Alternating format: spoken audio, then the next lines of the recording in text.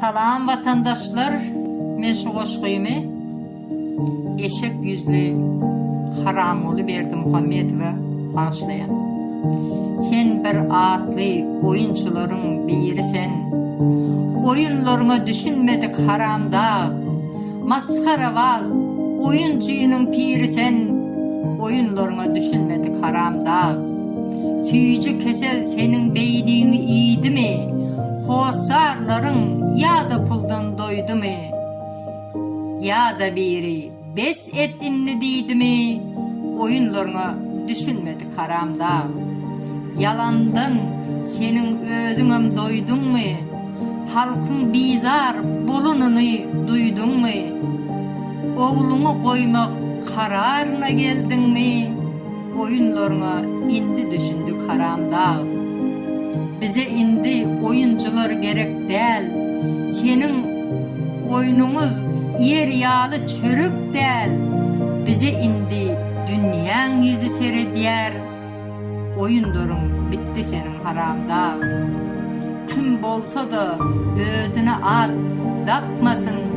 Koşu koşup kitap yazıp boluksuz aydım aytmasın. Türkmenimi dünya maskara etmedin. Türkmen halkın nalışı tuttu seni haramda. Türkmen halkın ağır namuslu bolunsun. Prezidentliğe saylov bilen barılsın. Saylov sesler halallık bilen alınsın. Eyyam senin son geldi haramda. Aslı haramlar rayından kayıtmayar. Temen torbada uzak gizlenip yatmayar. Halkım senden kolluk tama etmeyer.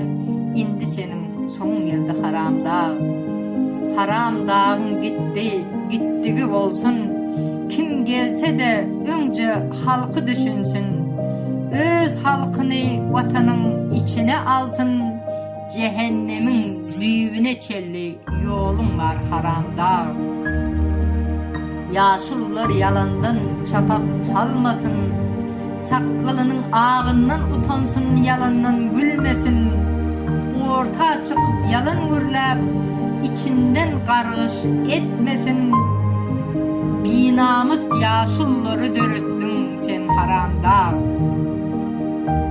Götüne pampers yiyip yalandan gülmek adam bolana namustur. Haramın önünde eğilmek. Sakkalının ağı imanına değil de güne ağırmak. Yaşulları bir gayrat ettin sen haramda. Haramda senin son geldi. Aziz vatandaşlar, Serdar Çekirtke yani Serdar Berdimuhamedova eşi oğlu eşeğe saylovda ses vermeyin. Vatanımızı dönüklere, vatan düşmanların eline vermeyin. Sağ olun vatandaşlar.